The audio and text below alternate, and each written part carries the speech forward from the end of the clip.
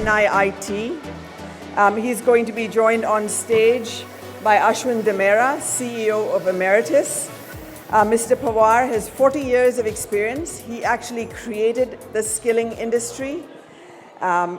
His company, NIIT, is present in 40 countries, and I believe they've skilled over 40 million workers. So without further ado, let me hand it over to them for their fireside chat. I must also add, maybe as a way of introduction, that he is a Padma Bhushan, and that is India's third highest civilian honor. So it is my privilege. I've never had the opportunity of having a fireside chat with somebody of such eminence. So, Mr. Pawar, we're really excited to have you here. Thanks, and thanks for having me here. Thanks. Yeah. Okay, ma'am, can you be as a headmistress and get everybody in? No, sorry. He also runs a university, and he's very action-oriented, so he has a ready-made solution for that problem as well. But we'll get started, and my first question, Mr. Pawar, to you, and I'll set context. A lot of what we hear about education today is a bit of doom and gloom, that the industry seems to be in a flux. I mean, every day you pick up some media, whether it's a newspaper or whether it's online, but there's some bad news about some company or many companies. And that, for a whole bunch of entrepreneurs, seems like new ground. But you've been at this for 40 years. And when I spoke to you, you said you've seen many waves of these ups and downs, and so you're not deterred by what you hear. So could you maybe rewind a little bit for us and talk about what are these waves of ups and downs and challenges you've seen in India in education, and distill some learnings from that? So let me say, on an average, every 5 years something will happen which will cause great distress to the education sector. It's not very specifically 5 years, but I remember in the 90s, we started NIIT in 82, and my co-founder Vijay Tharani is here. We're batchmates from IIT Delhi. In the 80s was a breeze, it was early, but in the 90s there are at least two events that I recall which shook up the system a little. So we had built this franchising model to spread the reach, and it was, the whole activity was, scaling up very fast. So in comes, and within quotes, entrepreneur who puts full-page ads and says that they're going to create a big franchising network, and that all you have to do is to put some upfront deposit and then sign up. And he collects it from a few hundred people and vanishes. So the whole sector then is questioned, that how can you cheat people? Took a couple of years for people to realize that, well, the rest of us were still going on, and that it was indeed a story of someone who came in with an ill intent in a market where there was no barrier. And I'll come to this question of entry barrier, education having no entry barrier is a big, big challenge. And around the same time, then the government initiative or regulatory initiative, it was a soft regulation, but I'll touch on that as well. It's important for everyone to be sensitive to regulation. That the government, in their good intent to make sure there was a minimum standard, started an accreditation process which was started by the Department of Electronics, which is now Ministry of IT at that time, called Department of Electronics Accreditation for Computer Courses, DOE-ACC. So this was the first regulatory outreach which we experienced, because a set of people who are accustomed to checking and looking for what's not okay arrives on the scene, which is completely the antithesis of an entrepreneur who's trying to see what can work well. And that is kind of similar to what's happened in India a little bit in the last few months, right? You've had companies, they've gone a step forward, not just front page ads in newspapers, but it's also celebrities on TV and IPL and sponsorships and all of that. But some of the practices maybe are questionable, and the government has, shown some signs of wanting to step in, right? So clearly the lessons of the past. Question in Parliament, yeah. So I'll come back to this question, because this regulatory overreach will happen. This happened in the US, twice for higher education. And just last week, there was some more regulation in the US. Yeah, so regulatory outreach only once. Then the next decade, we had a huge, should we say, problem with one of the companies in the school space. And I think it was a problem which is a combination of factors, but ended up being seen as a huge governance issue. So let's call that a schools fiasco. So in the school space, we had a very big pushback at that time because of misunderstanding of how business should be run, if we have to be generous with the term. And then we have had yet another problem in the same decade, which was in the college situation, that when colleges started delivering IT education with partners, once again there was a fiasco. And we had a huge backlash from the college system to say, can we trust these guys or not? And I think this decade has seen a pushback, as you're referring to, because of COVID, which was everybody on steroids, right? Everybody. Those who wanted to give money, those who wanted to take money, every parent, everybody's on steroids about EdTech, and then a certain kind of realization and reality sets in, which is setting in now.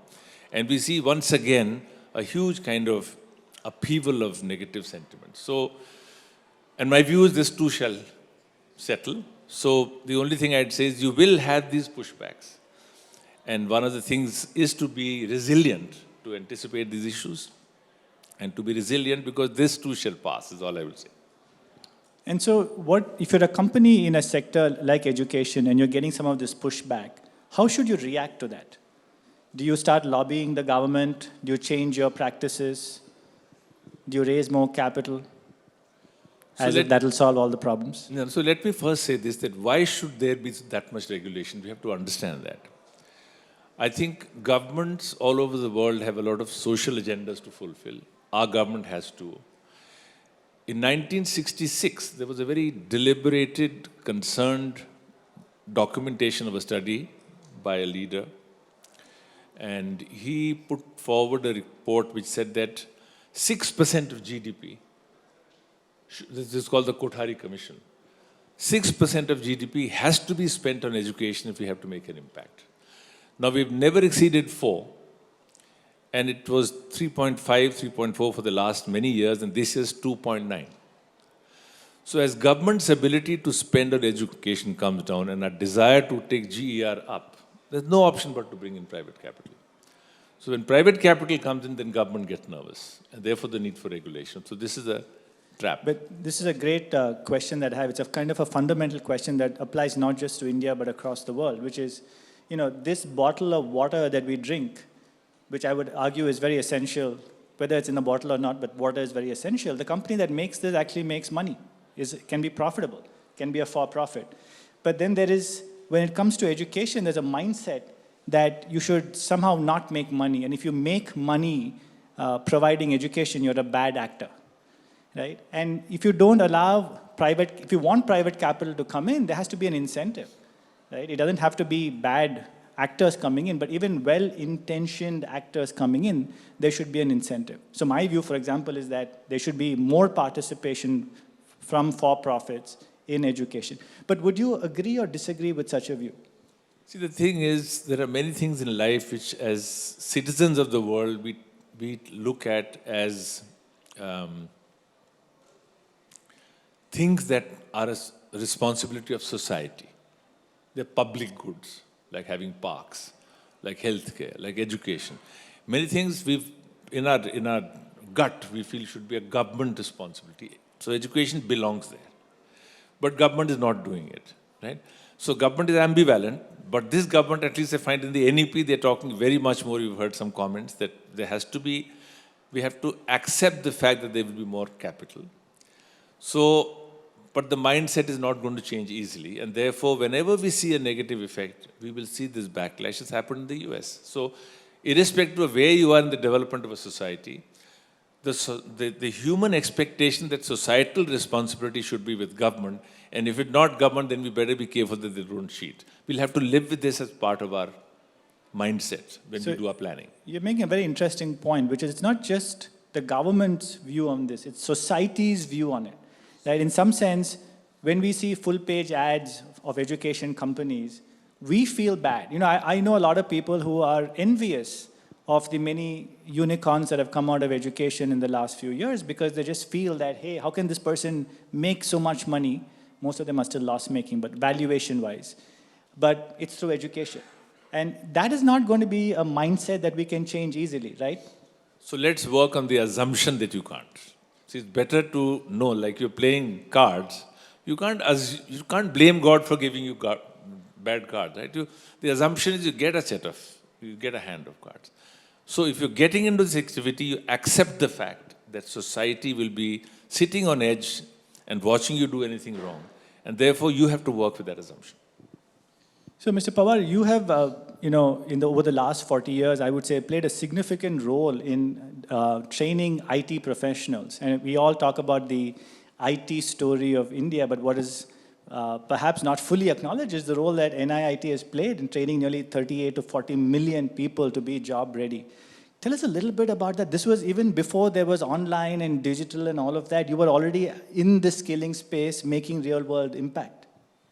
So our first ad did talk of multimedia education. Was it a full page ad? Was it a full page ad? All were full page ads for years those days.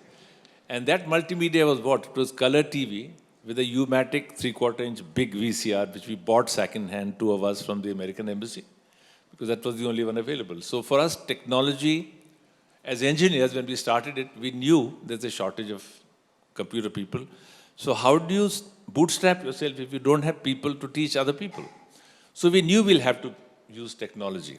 And in many ways, we have done some experiments far ahead of time. We built the first virtual university on the internet in 1996, but it didn't work because the internet was slow. We've used computer, laser disc, we used all the technologies throughout. And we realized quite early on, that's one of the things, the second thing I want to say is, it's not about technology. And I think it was said earlier, it's about learning. So we saw this as a goal, and then we went about seeing who needs learning. We never used the word teaching in our 41 years. We never used the word teacher. We always said learner and stayed with that. We talked of learner-centered, outcome-driven, the term we are hearing it. So those are the two magic terms which took us to banking. Now, for example, we train tens of thousands of people and get them into jobs. So it's about learners who have a need, and they're clear about the outcomes. We have to put ourselves in their shoes. And then we have to make sure that we focus on the outcomes. So now we are going into more and more and more sectors. And we found that to be valid in 40-odd countries where we operated. That if you focus on the learner, you really get into their shoes, see how they live their lives, how will they fund it, who will help them, what do they want to learn, where will they go. And if they're looking for jobs, which has been a big focus, then how deeply committed and involved are we with the people who will hire them. So whatever everybody's trying to do, and I think I'm just saying what has been said before, be centered on the learner and be focused on the outcomes. But if you rewind maybe 10 years or 20 years back, I'm assuming a lot of your delivery was through physical presence. I'm assuming a lot of it now is moving into more online. So how do you kind of come out on this view of, is the future online, or is it hybrid, or is it classroom? See, 40 years of wisdom. Please go on. So when we started, we thought, and then overhead projectors were state of the art in the 80s. That was technology. But we started using computers. We did the first conference on computers in education in our alma mater in 1983. Comet 83, we called it. And we called many professors, many people on how do we use computers in education. And I attended the very first of the computer-based training conferences in the US and many thereafter. Worked with companies like IBM when we set up a US office in 91. They were wanting to move. They were the biggest trainer in the world for a very long time. And they had these 3-day, 5-day formats for all the training courses. And we got involved to move that on to computer-based training. At the time, I think 39 out of 50 of the computer companies in the US we built content for them. So we were moving content online, but it became clear to us quite early on that to assume that technology is the solution is a fallacy, is a fallacy, that there's some things which will have to be done in person. I think the sense of community we talked about. So collaboration is the biggest instrument to make learning effective. And we've heard that, again, talked by so many people. And so learning science rather than learning technology is the word I want to leave behind. There's much more to learn about learning science. And interestingly, some of it is centuries old. The work that Piaget and some of these people did. In the Indian context, there are similar names which we don't hear about. It's about how do people learn rather than how do we teach. So in some sense, if you think about EdTech, I think what we can distill from what you're saying is the ed is more important perhaps than the tech. And maybe what you're also implying is the tech is a means perhaps, but ed is the most important part. That's actually quite interesting because if you actually go to any entrepreneur and ask them, are you running an online business or a hybrid business or a classroom business? What do you think their answer would be? And I would bet you 100% of the time, they'll be running a classroom business, but expecting an online valuation. And so, yeah, they're running an online business. That's why EdTech became such a popular term. Got you better valuation. And so, you know, it's interesting that I think we've come to where we are also because I remember when we were raising our first round of capital, this was about 7, 8 years back, we were predominantly a classroom business. And investors would tell us, you're not investable because you don't have scale. We were profitable. In fact, there was an investor in Bangalore, I won't name them, and they said, are you a promoter or an entrepreneur? And I was a little shocked. I said, what's the difference? He said, you're profitable, you are growing at 30, 40%, your classroom, you actually don't need capital, so you don't have the mindset of an entrepreneur. Full rewind, now every investor is telling their portfolio company, you need to be profitable, it's okay if you grow a little slower, but to be an entrepreneur, you need to be profitable.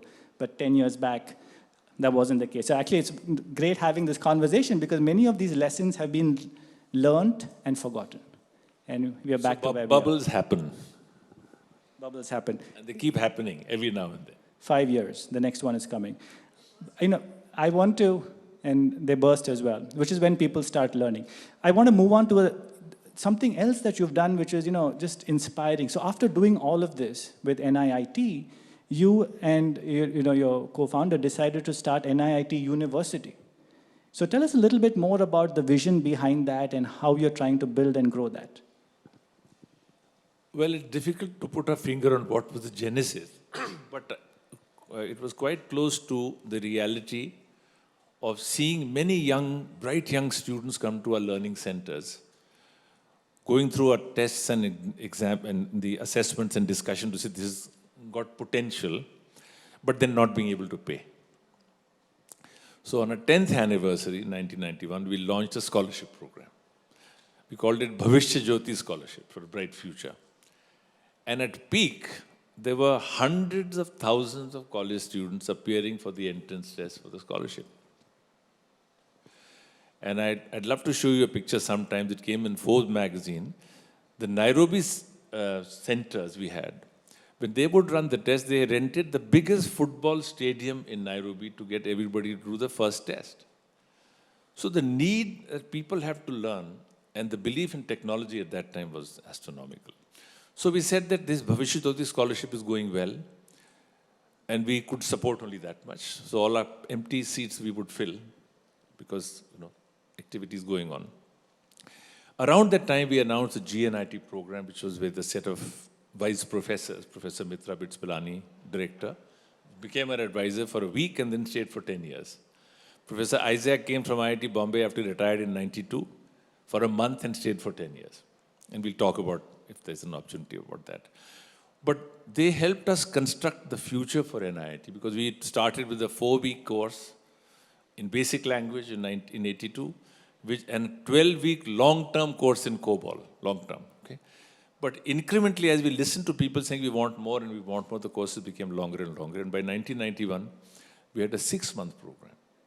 And then I asked Professor Mitra, look, we are going to soon reach the level of formal education, which is not the space we are in.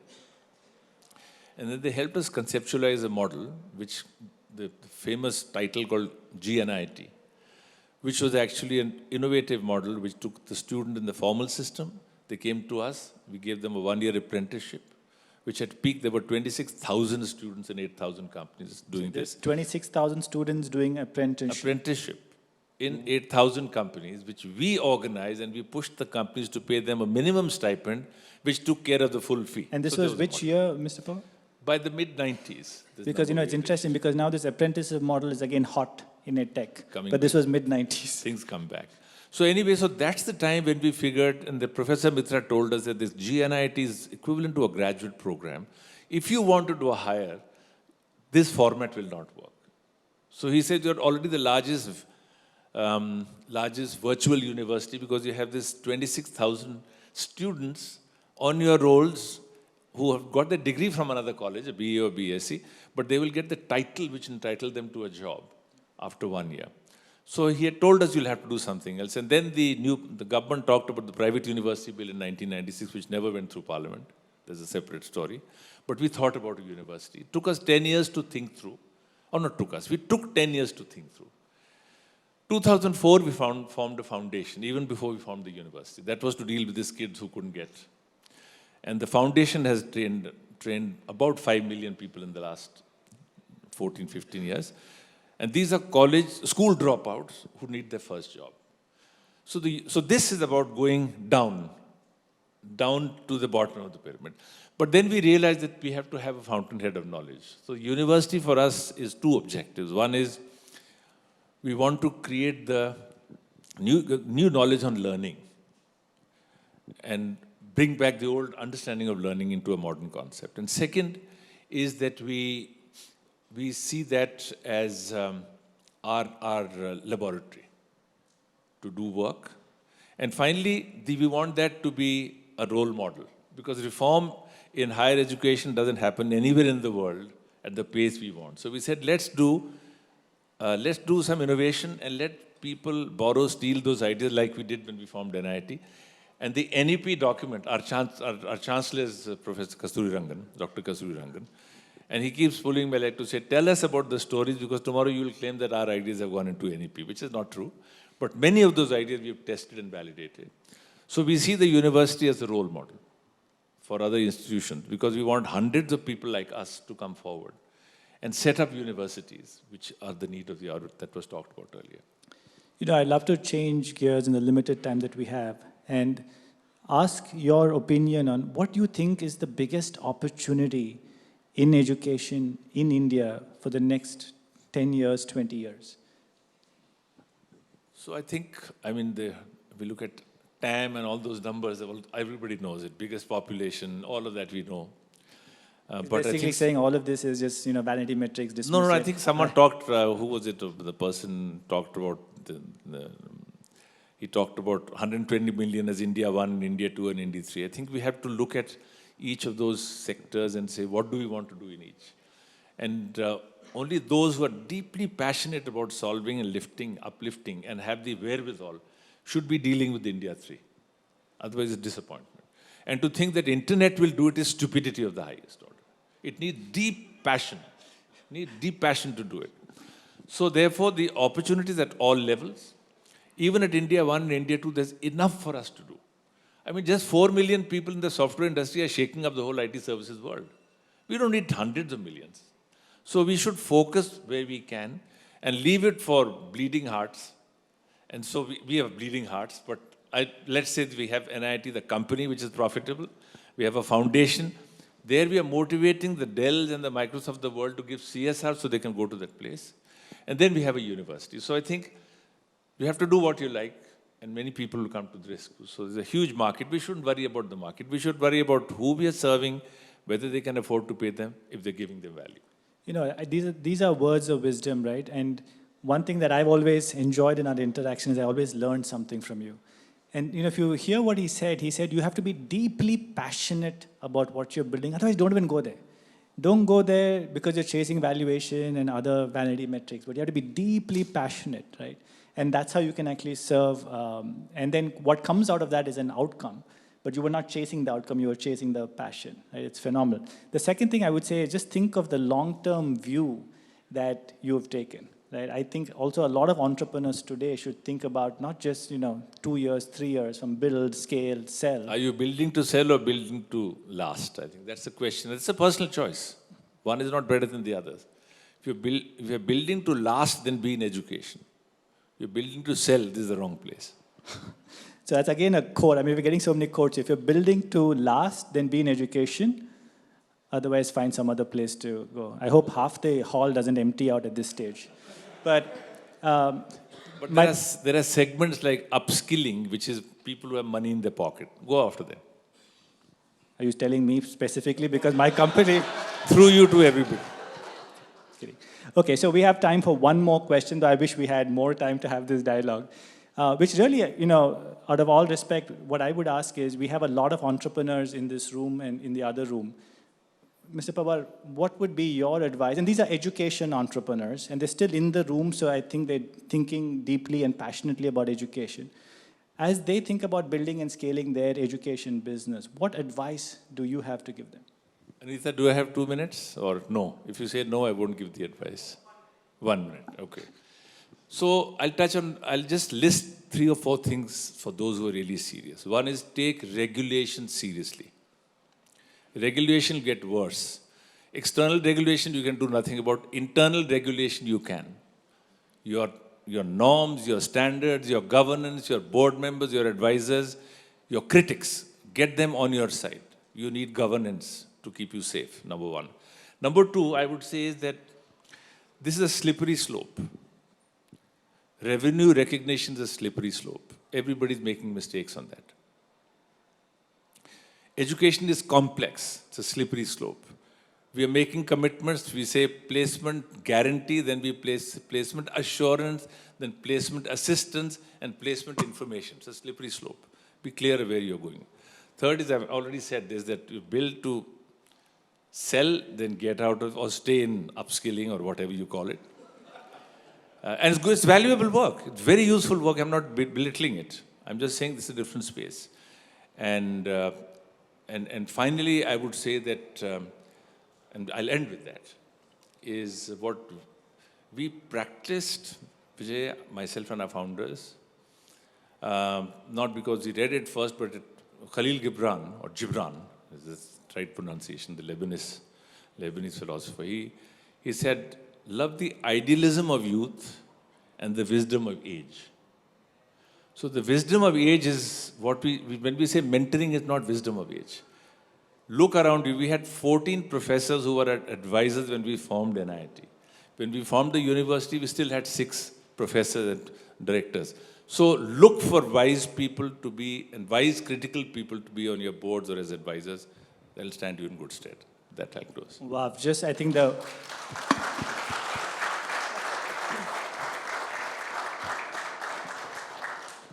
Actually, I have nothing to say after that. Okay, well, I do then. I think the big takeaway over here was just back to the fundamentals, focus on the basic principles. And it was a fantastic talk. Thank you so much, Mr. Pawar. Thank you, Mr. Pawar. Thank you, Ashwin.